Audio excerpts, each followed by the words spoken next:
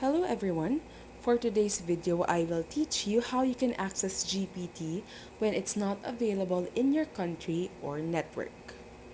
If ChatGPT is unavailable, what you can do is try and download VPN on your laptop or desktop. One of the VPNs you can use and try is Privado VPN.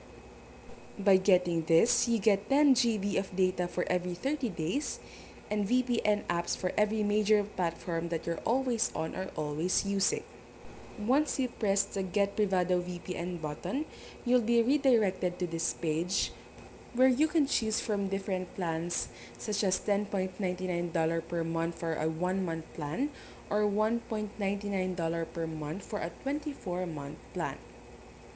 You'll also be asked to enter your email address, country, and your payment method. Privado VPN is such a great option, especially if you have the budget, because this will ultimately give you access to different websites, not only ChatGPT. However, you still have the option to explore and look for other VPNs, especially ones that are being offered for free. Just search VPN free on your website's search tab and look for other possible options.